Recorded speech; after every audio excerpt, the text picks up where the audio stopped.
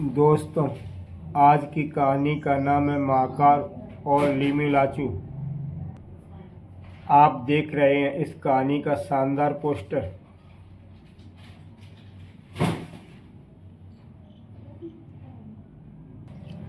यह बात जब की है जब शाओलिन पर अपराधों का साया नहीं पड़ा था।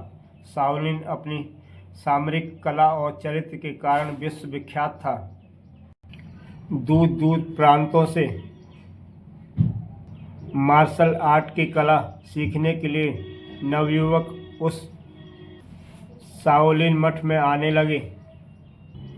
हर किसी के बस का नहीं था वहाँ के कठोर नियम और अनुशासन को झेलना। मन में पाप या कपट का तो प्रश्न ही नहीं, बल्कि पापी और देवयुक्त युवक स्वयं ही मठ छोड़कर भाग लेते थे। बाप रे, कुछ दिन और यहाँ रहा तो लगता है यहीं कब्र बन जाएगी मेरी तो। वहाँ के प्राचार्यों की कार्यशैली ही ऐसी थी कि सारे अपराधी को कुंग-फू जैसी खतरनाक सामरिक कला न सिखाई जाए। बेटे साइफेन, देवता तुमसे संतुष्ट हुए, अब तुम कक्षा में प्रविष्ट हो। धन्यवाद श्रीमान। हे ईश्वर, 2.5 वर्ष तक मेरे चरित्र की ही परीक्षा चल रही थी और मैं तो समझ रहा था वर्षों कठोर परिश्रम और अभ्यास से बनता था एक कुंग-फू का फौलादी लड़ाका। गति पर ध्यान दो बालकों, याद रखो गतिहीन जल बहुत जल्दी सड़ जाता है। शरीर और मस्तिष्क को साधने के लिए हर विद्यार्थी को अग्नि परीक्षा देनी पड़ती थी। उच्च मनोबल और विवेक के लिए गुजरना पड़ता था आग के दरिया से। लेकिन कहते हैं ईश्वर के बाद शैतान ही पूरे विश्व में सर्वशक्तिशाली है। सो दुर्भाग्यवश एक शैतान शाओलिन में आया। उसका नाम था लीमी लाचू और देश था उत्तरी कोरिया। जहरीले सांप से ज़्यादा खतरनाक, आवारा, सांड या शक्तिशाली और चीते सा फुर्तीला। यह कथा उस समय की है जब महाकाल बहुत छोटा था और उसके पिता लूची शाओलिन के प्राचार्य और सर्वश्रेष्ठ योद्धा थे। लीमी लाचू, मेरी इच्छा है कि मेरे मरने के बाद तुम प्राचार्य का पद संभालो, और मेरी इच्छा है बूढ़े की तुम्हें खत्म करके मैं यहाँ प्राचार्य बनूं। लीमी लाचू लूची का सर्वश्रेष्ठ छात्र था और वह दिन भी आया। शाओलिन मठ की वार्षिक बुली युद्ध प्रतियोगिता में लीमी लाचू ने प्राचार्य लूची को ही युद्ध की चुनौती दे डाली। मैं शाओलिन का सर्वश्रेष्ठ छात्र लीमी लाचू प्राचार्य लूची को अपने साथ काले युद्ध का आमंत्रण देता हूँ। दोनों योद्धा आंखों पर पट्टी बांधकर लड़ते हैं जब तक उनमें से एक मर न जाए। यदि लूची पराजित हो गए तो शाओलिन का सर शर्म से झुक जाएगा। इतना अहंकार! बेवकूफ़, तूने अपनी मौत खुद चुन ली है। लूची ने ऐसे नाजुक क्षणों में अपनी विवेक नहीं खोया। मुझे तेरी चुनौती मंजूर है, पर काला युद्ध क्यों? अभी तुझे दुनिया देखनी है। अभी तेरी उम्र ही क्या है?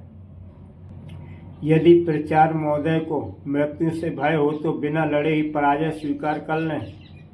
लीमी लाचू की घटिया दलील सुनकर लूची जैसे शांत और गंभीर व्यक्ति भी क्रोध में आ गया। यदि नहीं मानता तो फिर आ मैदान में और इसी क्षण खुद को मौत के मुंह में समझ। अब गुरु और चेला आमने सामने थे। लीमी लाचू, मेरी राय है कि तुम हट छोड़ दो। तुम दोनों में से किसी एक की मौत शाओलिन के लिए बहुत बड़ा नुकसान होगी। चिंतित न हो आचार्य सु चान, प्राचार्य लूची की मौत का नुकसान मैं प्राचार्य बनकर पूरा कर दूंगा। ठीक है सु चान, अब रहने दो। इसका अंत निकट आ गया है, इसलिए इसे भला बुरा कुछ नज़र नहीं आ रहा है। और दोनों योद्धा खुले मैदान में आ गए और एक जवान शेर बूढ़े सिंह से जा भिड़ा। जैसे दो मतवाले ड्रैगन एक दूसरे के खून के प्यासे हो गए। कदमों की आहट, सांसों की आवाज़ और तलवारों की खनखनाहट एक दूसरे का पता दे रही थी। शेष, आचार्य और छात्र सांस रोके उस ऐतिहासिक युद्ध को देख रहे थे। तलवारें एक दूसरे का खून चाटने को लगी थीं। कहना मुश्किल था कि जीत किसकी होगी। उनकी तलवारें क्रोध और बेचैनी से लपलपाती हुई एक दूसरे का जिस्म ढूंढ रही थीं। लीमी लाचू द्वारा किया गया एक करारा वार लूची ठीक से बचा न पाया, मगर लूची ने अपने घाव का बदला अगले ही क्षण ले लिया। लीमी लाचू अपना सीधा हाथ कटा चुका था। आचार्यों और वह छात्रों ने हर्ष ध्वनि की। बहुत अच्छे, शाबाश।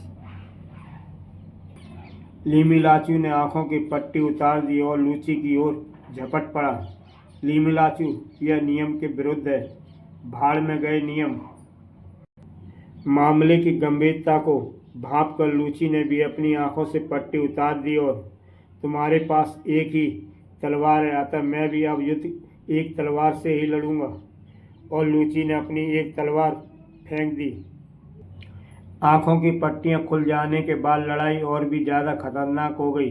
लीमी लाचू का हाथ कट जाने और लूची की कुशलता के आगे लीमी लाचू कब तक टिक पाता। धीरे धीरे युद्ध की तस्वीर साफ हो रही थी। लीमी लाचू घायल हो चुका था। लूची ने पैंतरा बदल कर वार किया और लीमी लाचू दूसरा हाथ भी गवा बैठा। खचाक, कुत्ते, तेरी मौत मुझ पर उधार रही, मैं फिर आऊँगा। और लीमी लाचू वहाँ से भाग निकला। उसे पकड़ो लूची। उफ, मेरा शिष्य इतना कायर निकला। आचार्य सूचान, उसे जाने दो। यह मेरा ही दोष है कि मैं उसे अहंकार पर विजय हासिल करना न सिखा पाया, जिसकी सजा वह पा चुका है। यह तुम्हारी महानता है लूची, किंतु उस शैतान को जिंदा छोड़ देना खतरे से खाली नहीं। खतरे की खूब कही तुमने सूचान। अब लूची को अपने ही शिष्य से, और वो भी अपंग व्यक्ति से खतरा होने लगा। मेरा मतलब सूचान, मुझे घाव धोने हैं और थोड़ा विश्राम भी चाहता हूँ। अच्छा, घर चलता हूँ। फिर भी लूची, तुम सावधान रहना। लूची अपने घर पर प्रिय सर्प का फन यूं कुचल कर जीवित छोड़ देना ठीक नहीं। तुमने उसकी गर्दन पर वार क्यों नहीं किया? नहीं तारा, बड़े जतन से उसे तैयार किया था। वह मेरे बेटे फूची जैसा है, इस कारण मैंने उसकी हत्या नहीं की। भले ही कल वो तुम्हारे बेटे को ही जान से ग्राहक क्यों न बन जाए। फूची आगे चलकर महाकाल बना। जानने के लिए देखें लूची का बेटा। महाकाल के बचपन की कहानी लूची का बेटा चैनल कॉमिक्स तक में जाके आप देख सकते हैं।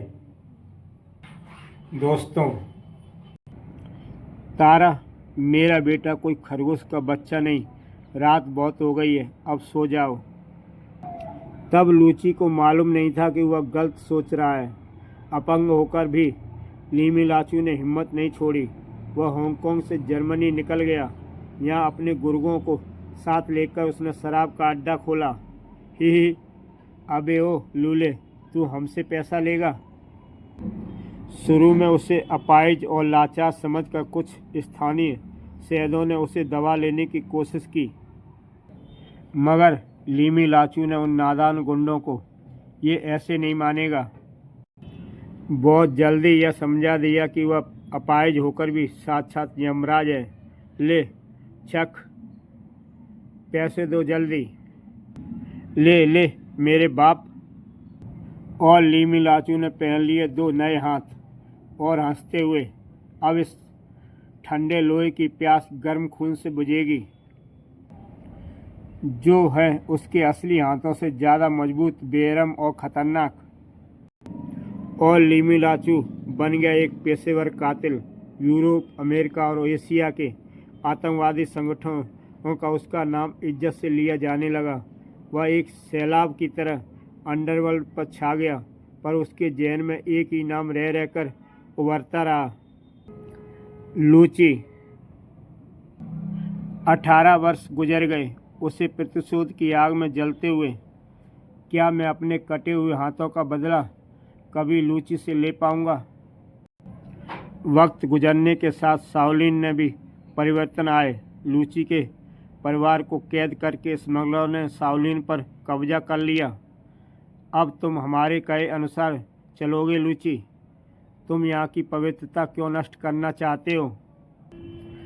भारतीय पुलिस के योग्य ऑफिसर पटवर्धन और उनके 2 साथियों को इस गैंग को ख़त्म करने भेजा गया। पटवर्धन ने स्मगलरों के गिरोह का सफाया कर दिया, पर लूची इस महासंग्राम में नहीं बचा। पटवर्धन लूची के बेटे को भारत ले आया। अपने पिता के हत्यारों के लिए महाकाल हूँ मैं तुम्हारे साथ हूँ बेटे। वक्त थोड़ा और गुजरा। शाओलिन के बचे हुए छात्रों और आचार्यों ने अपराध प्रवृत्ति अपना ली। ऐसे में चीनी गुप्तचर विभाग के प्रमुख ने भारत की रक्षा मंत्री की बेटी वसुंधरा के अपहरण के लिए शाओलिन की सेवाएं ली। वसुंधरा को बिना सैन्य कार्रवाई के वापस लाने के लिए भारतीय गुप्तचर विभाग की प्रमुख मैडम एक्स ने पटवर्धन की सलाह पर महाकाल को गुप्त रूप से हांगकांग भेजा। अब तुम ही हमारी आखिरी उम्मीद हो महाकाल। यह सब कहानी जानने के लिए आप चैनल कॉमिक्स तक में जाके इसके पिछले भाग मौत के पुजारी, मौत के हस्ताक्षर और लूची का बेटा देखें। और शाओलिन में तबाही मचाकर वसुंधरा को लेकर भारत लौटा। वसुंधरा महाकाल पर मर मिटी और उसने महाकाल से कहा, पत्थर में फूल खिलाने की कोशिश मत करो लड़की। महाकाल आई लव यू। महाकाल अब मौत बन चुका है, जिंदगी उसे छू नहीं सकती। पर वसुंधरा उसे भुला न सकी। पटवर्धन अंकल, आप देखना, एक दिन मैं महाकाल का दिल जीत लूंगी। भगवान करे तुम्हारा कहा सच हो जाए, हालांकि वो ऐसी मिट्टी का नहीं है जो पिघल जाए। और इधर महाकाल वीरान जंगल में आज की मशीनी दुनिया से बेखबर अपनी ही दुनिया में व्यस्त था। शरीर को लचीला रखने के लिए कठोरतम कसरतें, गति के लिए निरंतर अभ्यास, न जाने क्या क्या। इधर बदले की आग में जलते हुए लीमी लाचू की मुलाकात एक बहुत खतरनाक महिला लेडी डायमंडो से हुई। बहुत नाम सुना था तुम्हारा। मैं देखना चाहती हूँ कि बिना हाथों के तुम दर्जनों को कैसे ढेर करते हो। तुम्हारी भी काफ़ी चर्चा है काली दुनिया में। मैं भी तुमसे मिलना चाहता था डायमंडो।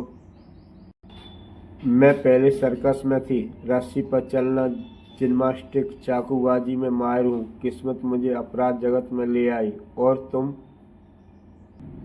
मैंने शाओलिन में कुंग फू, समुराई इत्यादि में 28 चैम्बर तक ट्रेनिंग पाई, खून बहाया। मुझे अच्छा लगता है। दोनों ने एक दूसरे को इस कदर पसंद किया कि वे एक दूसरे को अपनी अपनी कला सिखाने लगे।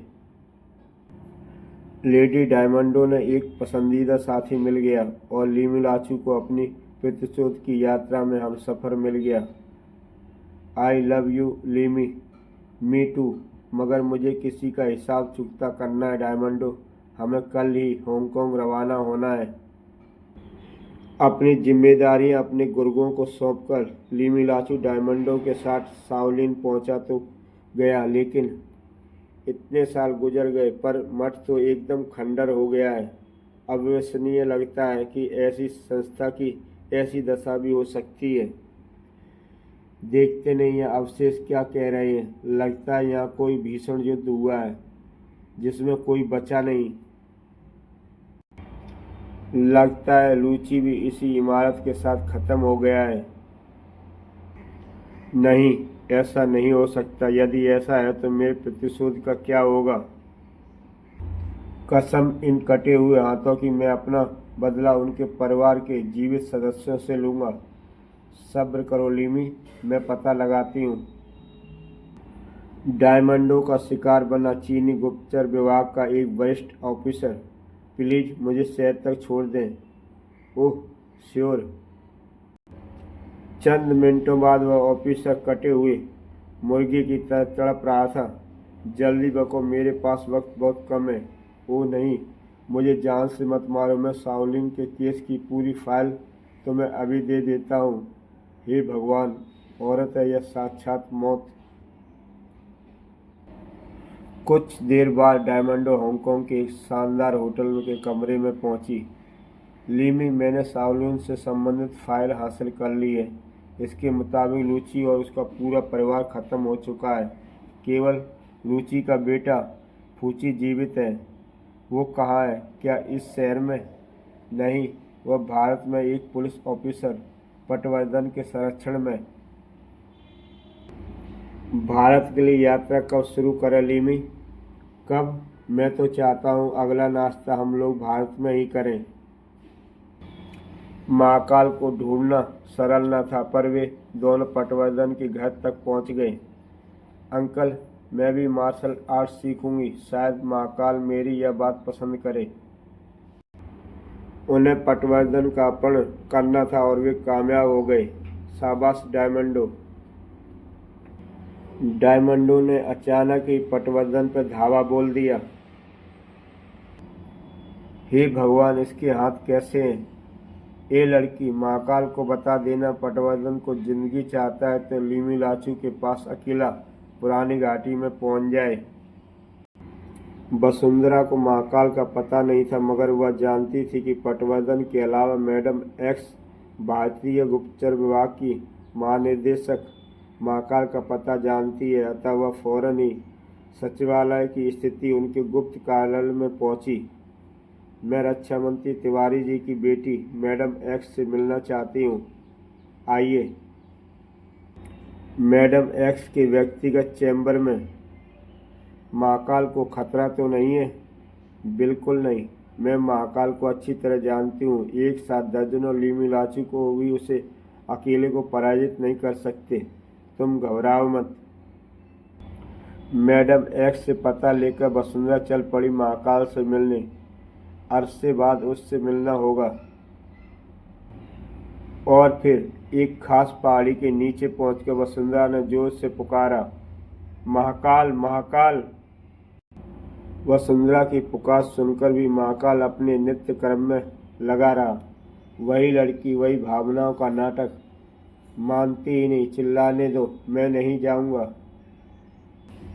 काफी देर चिल्लाने के बाद मेरी बात सुनो महाकाल, पटवर्धन अंकल की जान को खतरा है। वसुंधरा को अपना संदेश पूरी ताकत से चीख चीख कर कहना पड़ा। कोई लीमी लाचू उन्हें उठाकर ले गया है। महाकाल, जल्दी आओ। लीमी लाचू? वही द्रोही जिसके हाथ मेरे पिता ने काट डाले थे। लीमी लाचू का नाम सुनकर वह जोश में आ गया और चट्टानों के साथ हंसी मजाक करता हुआ नीचे की ओर उतरने लगा। कुछ सेकंडों में मानो प्रकट हो ही गया। ओ गॉड, अविश्वसनीय है यह तो। और जैसे ही वह सामने आया, कहो लड़की, क्या हुआ पटवर्धन साहब के साथ? कोई दोनों हाथ कटे आदमी एक फुर्तीली औरत पटवर्धन साहब को अगवा करके ले गए हैं और जाते समय वह कह रहा था कि अंकल की जिंदगी बचानी है तो मैं तुम्हें पुरानी घाटी अकेला लीमी लाचू जिसके पास भेज दूं। समझ गया, वह मेरे पिता से प्रतिशोध लेना चाहता होगा, पर वे रहे नहीं, सो उसने मुझे ढूंढ निकाला है। मेरे पिता तो नहीं रहे, पर उसका अधूरा काम मैं पूरा करूंगा। उस कमीने की छाती पर 4 का आंकड़ा बना कर रहूंगा। महाकाल, वह आदमी बेहद खूंखार मालूम पड़ता है। तुम अपना ध्यान रखना। भावनात्मक बातों से वह भड़क उठता है। तुम्हारा काम था संदेश पहुंचाना, सो पूरा हुआ। अब तुम यहाँ से चली जाओ। तुम्हारी सलाह मुझे नहीं चाहिए। पर वसुंधरा ने उसे फिर छेड़ा। सुनो, मेरे पास कार है, मैं तुम्हें पुरानी घाटी पहुंचा दूंगी। समय भी कम लगेगा। भले ही कुछ देर से पहुंचे, पर मौत मौत ही होती है लड़की। मैं लीमू लाचू की मौत हूँ। मुझे तुम्हारी कार से कुछ लेना देना नहीं। तुम दफा हो जाओ। और महाकाल अपने हथियार लेने पुनः अपने निवास की ओर चल दिया। मेरी बात मान लो महाकाल, पागल न बनो लड़की, यह जंगल है और दिन ढल रहा है। अब तुम फौरन अपने घर लौट जाओ। महाकाल अपने शस्त्रागार में पहुंचता है। महाकाल रात में ही पुरानी घाटी की ओर चल पड़ा। पिताजी की यह अंतिम निशानी उस कुत्ते की बलि के लिए ठीक रहेगी। उन्हें यह भाला बहुत प्रिय था। लीमी लाचू, तूने मुझे नहीं अपनी मौत को बुलाया है। आज मैं तेरा अंत कर ही दूंगा। उधर लीमी लाचू ने भी महाकाल की मौत का पूरा साजो सामान तैयार कर रखा था। मेरी कोशिश उसे लड़ाई के दौरान इस चाकुओं के फर्श पर गिराने की रहेगी। तुम ऊपर छिपी रहना, जब जरूरत पड़े तभी। इतनी जबरदस्त तैयारी का मतलब यह हुआ कि महाकाल कोई पहुंची हुई चीज है और वह पहुंची हुई चीज वह आ ही पहुंची। और महाकाल जोर जोर से अपने दुश्मन लीमी लाचू को पुकारने लगा। गुफा के मुहाने पर आओ महाकाल, और तुम्हारा इंतजार कर रही है मौत। बहुत अच्छे लीमी लाचू, तूने मरने के लिए बहुत दिलचस्प स्थान चुना है। गुफा के भीतरी भाग में पटवर्धन बंधा पड़ा सोच रहा था। लगता है महाकाल आ पहुंचा है। अब लगता है छुटकारा मिल जाएगा इन कमबख्तों से। और लीमी लाचू के पीछे छिपी खड़ी थी लीमी लाचू की परछाई डायमंडो। पटवर्धन साहब का अपहरण करके तूने अपनी मौत को बुलावा दे दिया है। महाकाल ने एक लंबी गुर्राट भरी और पलक झपकते ही लीमी लाचू के चाकुओं की आंगन को लांग गया। अब दोनों भूखे शेर आमने सामने थे, एक दूसरे की जान के ग्राहक। लीमी लाचू ने वर्षों पहले महाकाल को बाल्यावस्था में देखा था। वह उसे अब भी छोकरा ही समझ रहा था, लेकिन पहला वार करते ही उसकी गलतफहमी दूर हो गई। लेकिन लीमी लाचू लूला है, ऐसा सोचना महाकाल के लिए भी गलत साबित हुआ। पाँव का प्रयोग लीमी लाचू अच्छा ही नहीं, बहुत अच्छा जानता था। उसकी टांगें हेलीकॉप्टर के प्रोपेलर की तरह तीव्र गति से काम कर सकती थी। सबसे पहले इसकी टांगों का इलाज करना पड़ेगा। ये ही है वो हाथ जो तेरे बाप ने काट दिए थे। लीमी लाचू का आक्रमण इतना तेज था कि महाकाल बचाव के अलावा कुछ नहीं कर पा रहा था। कब तक बचेगा तू? आज मैं तेरे टुकड़े टुकड़े कर डालूंगा। एक तूफानी प्रहार को महाकाल ने रोकना चाहा, लेकिन बदली हुई स्थिति में महाकाल ने भी पैतरा बदल लिया। यह लड़का शाओलिन के योद्धाओं में काफी भिन्न है। ऐसा क्यों? वार पर वार करने की झोंक में वह बचाव भूल गया और महाकाल ने मौका का पूरा फायदा उठा लिया।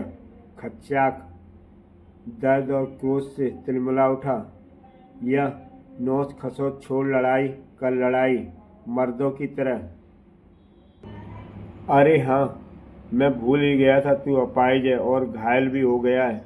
ले, मैं भी अपने हथियार फेंक देता हूँ। तेरे लिए जहन्नुम में का रास्ता या मेरी खाले हाथी बनाएंगे। महाकाल के कटाक्ष पर लीमी लाचू गुस्से में भर उठा। अब तू मरेगा। लीमी लाचू ने प्रहारों की झड़ी लगा दी। एक बार ऐसा भी रहा जो महाकाल बचा न सका, जो उसके सीने पर घाव करता चला गया। उह! करीबी भिड़ंत का लाभ महाकाल ने खूब उठाया, लेकिन लीमी लाचू की एक भीषण लात ने महाकाल को गिरने पर मजबूर कर दिया। उसे चाकुओं के आंगन में गिरने पर मजबूर कर दिया। पर महाकाल किसी स्प्रिंगदार खिलौने की तरह उठ खड़ा हो गया। लीमी लाचू की दूसरी कोशिश नाकाम करते हुए महाकाल ने नहीं, उसके बाएं ब्लेड को पकड़ लिया और पूरी शक्ति लगाकर उसे तोड़ डाला। तड़ाक। दोनों एक दूसरे के दुश्मन थे पर एक सी बात सोच रहे थे, यदि इसे जल्दी नहीं खत्म किया तो यह मुझे खत्म कर देगा। यकीनन लड़ाई अपने अंत को छू रही है, कुछ भी हो सकता है, मुझे तैयार रहना चाहिए।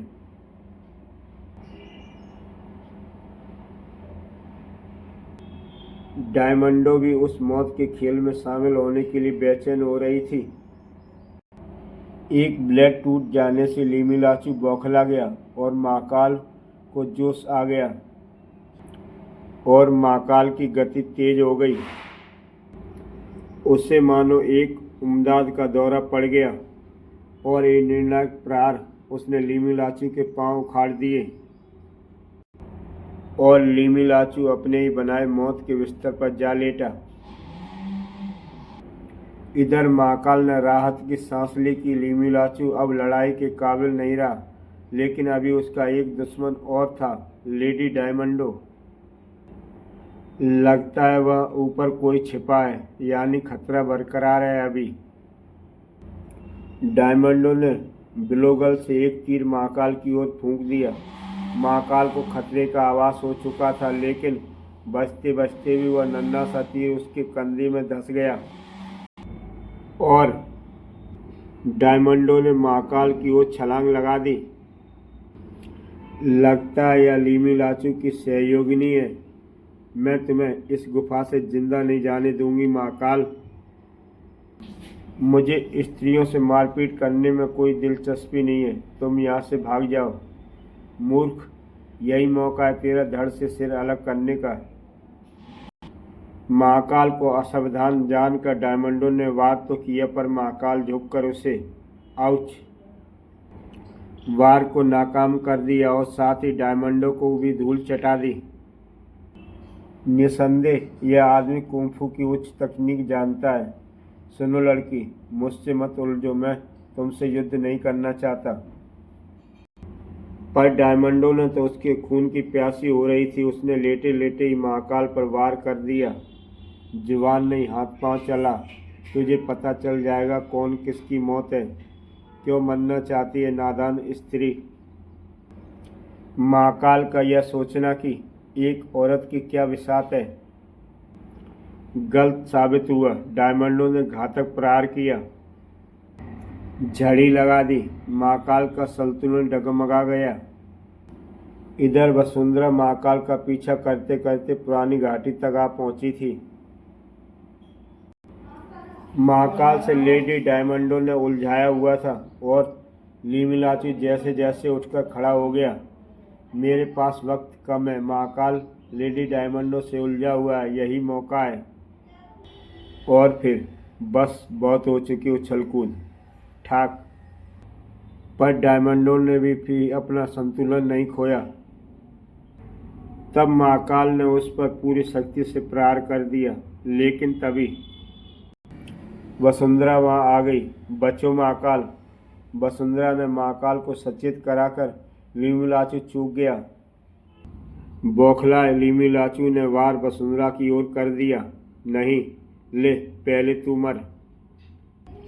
महाकाल ने एक लंबी छलांग भरी और वसुंधरा को मौत की राह से हटा दिया। संयोग से उसके हाथ में लेडी डायमंडो की तलवार लग गई। लिमिलाचू, तेरा खेल खत्म। अब तेरी मुक्ति तेरी प्रेमिका की तलवार से होगी। घायल को पीटना अच्छा तो नहीं लग रहा, पर तेरी मुक्ति भी तो जरूरी है। धाड़। फिर महाकाल ने उसकी छाती पर 4 का आंकड़ा खींच दिया और लिमिलाचू बदले की आग में जलता हुआ सदा के लिए सो गया। तब महाकाल वसुंधरा से बोला, लड़की, तुम्हें यहाँ नहीं आना चाहिए था। खैर, अब पटवर्धन साहब को बाहर निकालो। I am sorry. डायमंडो जो बेहोश थी अब होश में आ चुकी थी और अब उसने देखा कि लिमिलाचू मर चुका है। अरे, लिमिलाचू को मार दिया इसने। अब इसका अधूरा काम मैं पूरा करूंगी। वह क्रोध में पागल हो गई और महाकाल, हत्यारे, मैं तुझे जिंदा नहीं छोड़ूंगी। परंतु महाकाल क्योंकि एक सच्चा वीर था केवल डायमंडों के वारों को रोक ही रहा था और उनकी स्वयं कोई प्रहार नहीं कर रहा था। पर डायमंडों चोट खाई नागिन बनी हुई थी। यह असाधारण औरत है, मुझे कुछ करना होगा वरना यह मुझे घायल करने में सफल हो जाएगी। और डायमंडों को सफलता मिली।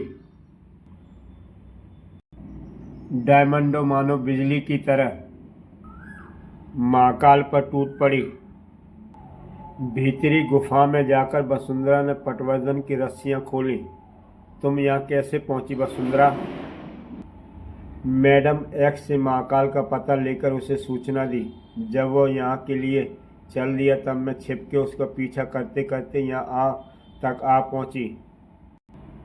महाकाल ने भी अधिक समय नहीं गवाया और डायमंडों को गुफा की पथरीली दीवार पर दे मारा। फिलहाल तो मुझे अपनी जान बचानी होगी, बाद में देखूंगी इसे। तू ऐसे नहीं मानेगी। मैं तुझे भी तेरे प्रेमी के पास पहुंचा देता हूँ। क्यों, ठीक है ना? प्रतिकूल स्थिति देखकर डायमंडों ने वहां से भागने में ही अपनी भलाई समझी। एक बार फिर मैं शक्ति इकट्ठी करके इस पर धावा बोलूंगी। महाकाल, यह मत समझना कि कहानी खत्म हो गई, मैं फिर आऊंगी।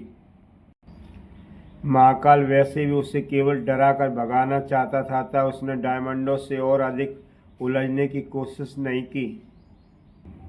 और फिर गुफा से बाहर आकर समझ नहीं आता उसने मेरा अपहरण क्यों किया। उसे आपके रास्ते मुझ तक पहुंचना था पटवर्धन साहब। मेरे पिता ने कभी उसके हाथ काट दिए थे। वह उसी प्रतिशोध की आग में जलता हुआ भारत आ गया। वसुंधरा ने महाकाल को रोकना चाहा। सुनो महाकाल, तुम घायल और थके हुए हो, कुछ दिन हमारे साथ शहर में चल कर रहो। अरे कहाँ गया? महाकाल मानवीय संवेदना और प्यार में कहाँ उलझने वाला था। यह मेरी बात कहाँ मानेगा पटवर्धन अंकल? शायद कभी नहीं। वह आदमी नहीं, पत्थर है। मूर्ख भावुक लड़की, ना जाने क्या समझती है मुझे। पटवर्धन अंकल, एक दिन इस पत्थर दिल को भी पिघला दूंगी। और पटवर्धन वसुंधरा के साथ सकुशल शहर लौट गया। दोस्तों, इसी के साथ हम यहीं समाप्त करते हैं। चैनल पर अगर नए हो, कहानी अच्छी लगी हो तो चैनल को सब्सक्राइब करें और देखते रहें एक से बढ़कर एक बेहतरीन कहानियाँ। तो फिर मिलता हूँ एक नई कहानी के साथ।